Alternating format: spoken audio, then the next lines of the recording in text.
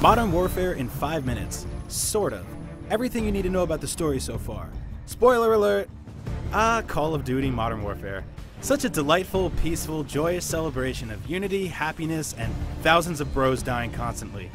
Modern Warfare begins with our hero Sergeant Soap McTavish training for a cargo ship raid in the Bering Sea. Soap and his pals Gaz, Captain Price, and a bunch of other bullet magnets believe the ship has deadly nuclear weapons on it. The guys kill the entire ship crew before crazy Russian bad guys sink the whole thing. Soap figures out that evil Russians are working together with evil Middle Eastern rebels, and it's off to war we go!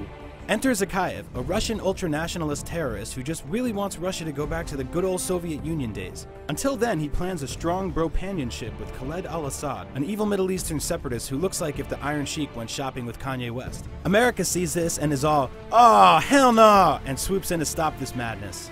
The team is led by Lieutenant Vasquez, and they reach the television station just in time for nobody to be there anymore.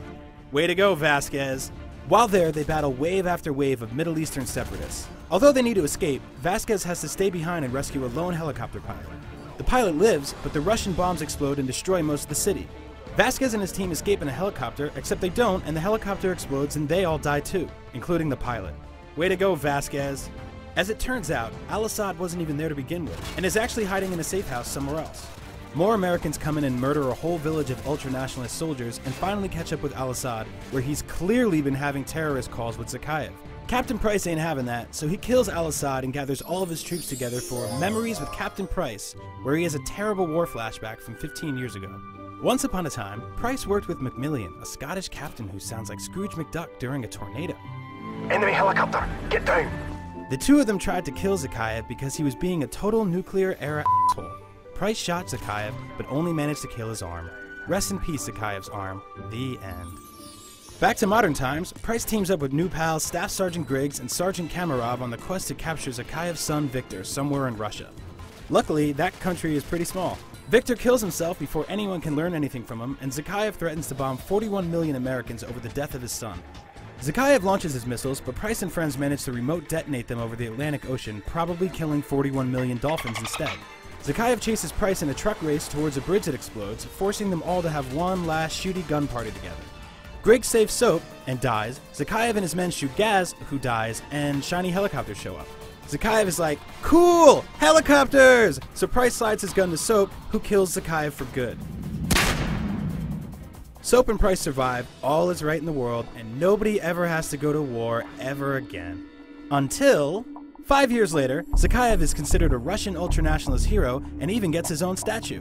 Zakhaev's fan club president, Lieutenant Vladimir Makarov, celebrates by terrorizing the shit out of the Western world. Meanwhile, Private Joseph Allen teams up with General Shepard for Task Force 141, which sounds like a bottom-shelf energy liquor, but is really a hands-across-the-world anti-evil team featuring Soap McTavish and Gary Roach Sanderson. American Allen then pretends his name is Russian Alexei and joins Makarov for a secret mission where he accidentally helps Makarov kill hundreds of innocent civilians at a Russian airport. Allen, you are terrible at undercover missions. Shame on you.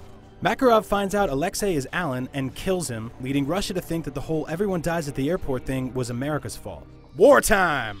Task Force 141 goes all Scooby-Doo to prove to Russia that Makarov is the one that hates airports, not America. The team travels to beautiful Rio de Janeiro where they find Makarov's guns, list of best friends, and probably his porn. Ugh.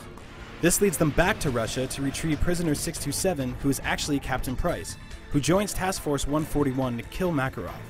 Since jail can cause a man to go crazy, Price decides that he should first hijack a submarine and launch a ballistic missile towards Washington, D.C. that causes every vehicle on Earth to stop working and blows up a space station in the process. The team heads to Washington where space station parts are falling on the White House, while the Air Force plans to destroy the entire city in case a Russian or two might show up. But the Air Force sees some road flares on the roof and decides to call the whole thing off. Soap and Price fly to Afghanistan, Roach and Ghost head back to Russia, and Tank, Chunk, and Steak head to Hoboken, New Jersey to pound a keg. Shepard turns out to be a filthy traitor who's been trying to cause a war to increase the might of the military or something. Anyway, he kills Roach and Ghost for knowing too much, and Price makes a deal with Makarov to kill Shepard. Shepard jacks a helicopter, Price shoots it down, everyone rolls off a waterfall, and Soap pulls a knife out of his chest and throws it at Shepard's face, which kills him right in the eye. A rescue chopper arrives, peace is restored, and modern warfare is finally over forever. Until this fall, Modern Warfare 3, they're bringing the war to America. It's about to go down.